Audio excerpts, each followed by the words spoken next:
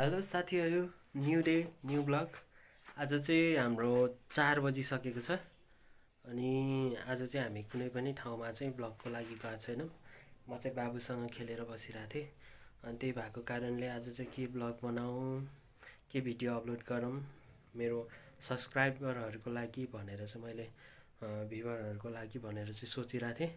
यतिकैमा आज चाहिँ हामी एउटा खानाको रेसिपी सेयर गर्दैछौँ। यति नै कुरा राख्छु अनि हामी चाहिँ अब खानाको रेसिपी तर्फ लाग्नेछौँ। C you.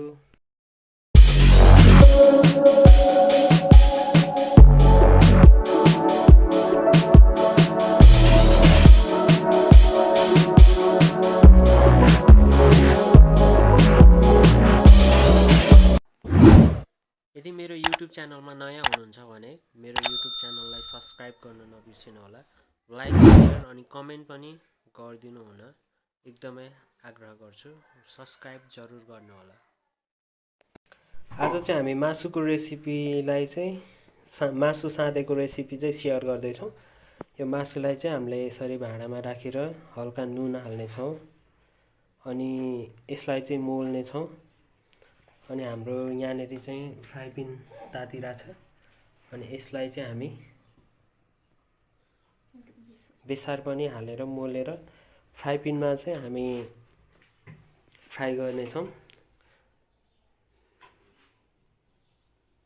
यसरी मासुलाई चाहिँ नुन राखेर हल्का अनि हल्का बेसार राखेर हामीले चाहिँ हल्का यसलाई चाहिँ हातले नै मोल्दिनेछौँ र जुन ताती राखेको फ्राई पिनमा चाहिँ हामी हल्का तेल राख्नेछौँ र त्यसमा चाहिँ हामी मासु राखेर रातो नहुन्जेलसम्म यसलाई हामी तताउनेछौँ।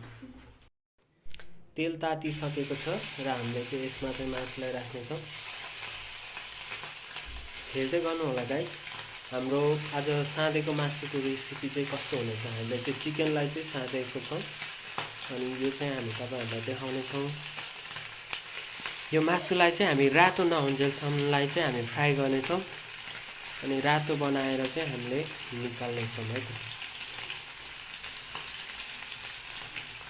फर्स्टमा हामीले मासुलाई नुन र हल्का बेसार राखेर मोल्यौँ अनि यसलाई चाहिँ हामीले रातो हुने गरी फ्राई पिनमा फ्राई गर्नको लागि पहिला फ्राई पिन ततायौँ, त्यसमा तेल राख्यौँ र अहिले चाहिँ हामीले मासुलाई फ्राई गर्दैछौँ।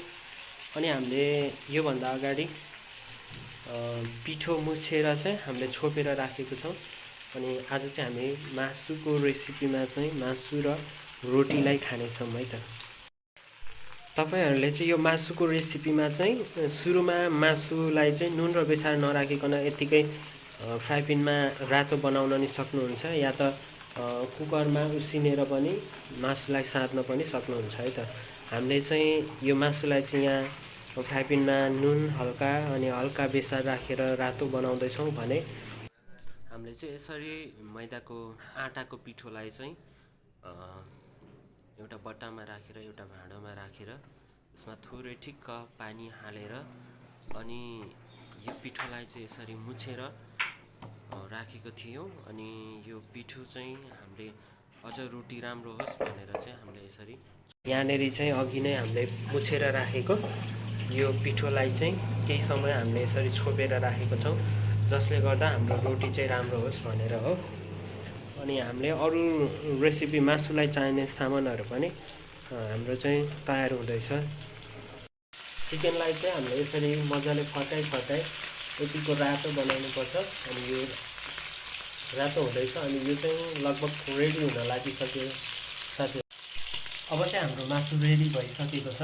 यो चाहिँ देख्न सक्नुहुन्छ रातो रातो भएको छ अनि यतिको रातो भइसकेपछि चाहिँ तपाईँले आफ्नो ग्यासलाई अफ गर्न सक्नुहुन्छ। यसरी मासु रेडी भइसकेपछि चाहिँ हामी यसलाई चाहिँ यसरी भाँडामा खन्याउँछौँ र हामी यो जुन सामानहरू चाहिँ हामीले यो सुकेको खोर्सानीलाई पिसेर रेडी गरेको छौँ अनि यो लसुन अदुवाको पेस्ट अनि यतापट्टि हामीले चाहिँ यो टिमुरलाई हरियो खोर्सानी, कागती अनि यसरी नै प्याज अनि हरियो धनिया पनि हामीले रेडी गरेको छौँ। अनि यसलाई चाहिँ हामी यसमा एकै ठाउँ गरेर मिक्स गर्नेछौँ। अनि बन्छ के त भन्दा मासुको साँधेको रेसिपी है त गाइजहरू। हामी चाहिँ अब रोटीतिर जानेछौँ। अनि रोटी चाहिँ अघि हामीले यो छोपेर राखेको पिठोलाई निकालेको छौँ। अनि अब चाहिँ हामी यसलाई चाहिँ डल्ला डल्ला बनाएर बेल्नेछौँ। रोटीलाई चाहिँ हामीले यसरी बेल्न रेडी गरेको छौँ।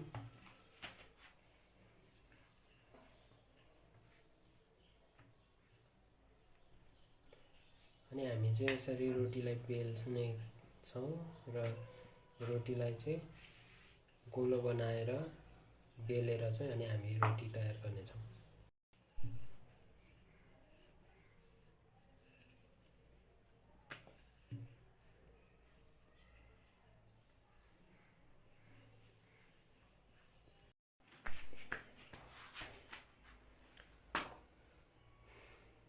हाम्रो चाहिँ यहाँ सुक्खा रोटी पाक्दैछ।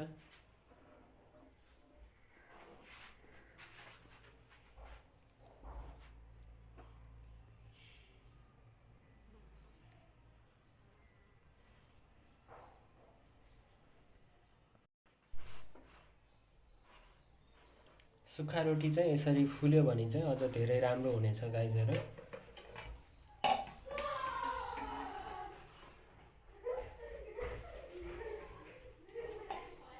हाम्रो रोटी चाहिँ यहाँ तयार भइसकेको छ। अनि हामी चाहिँ यो मासुलाई चाहिँ सार्न गइराखेको छौँ। हाम्रो यहाँनिर सबै रेसिपीहरू चाहिँ तयार छ। यो चाहिँ हरियो खोर्सानी लगाउँदैछौँ। यो टिमुर, जसलाई चाहिँ हाम्रो अचारलाई चाहिँ एकदमै स्वादिष्ट बनाओस् भनेर हामीले टिमुर पनि हालेको छौँ। यो चाहिँ लसुन र अदुवाको पेस्ट। अनि यो चाहिँ हाम्रो सुकेको खोर्सानी, जसलाई चाहिँ हामीले पोलेर पिसेर राखेको थियौँ। अनि यो चाहिँ हरियो धनिया। अनि यो प्याज।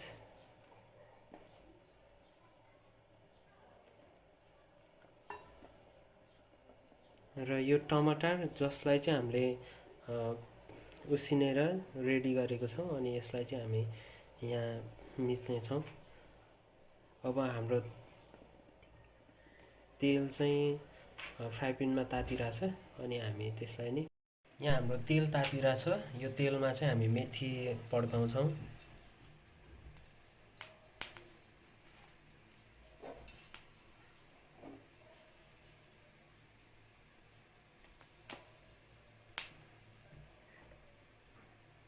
यो मेथी चाहिँ रातो रातो भइसकेको छ साथीहरू। अनि हामी यो मेथीमा चाहिँ थोरै थोरै बेसार पनि लगाउँछौँ।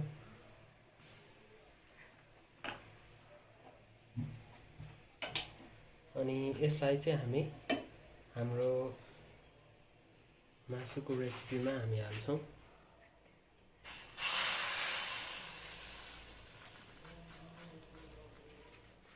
र हामी चाहिँ कागती राखेर चाहिँ यसलाई मोल्दैछौँ।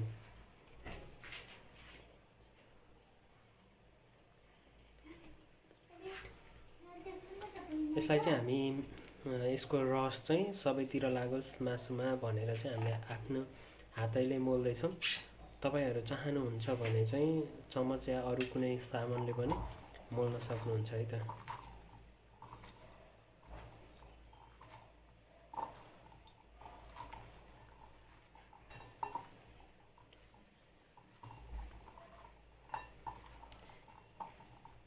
हुन्छ, यो चाहिँ लगभग रेडी भइसकेको छ। अनि साथीहरु, तपाईलाई कस्तो लाग्छ प्रतिक्रिया दिन चाहिँ नबिर्सनु होला। हाम्रो मासुको रेसिपी चाहिँ यस्तो भएको छ। अनि आजको हाम्रो यो ब्लगमा चाहिँ मासु र यो सुक्खा रोटीलाई चाहिँ हामीले खान जाँदैछौँ। हस्, थ्यांक यू।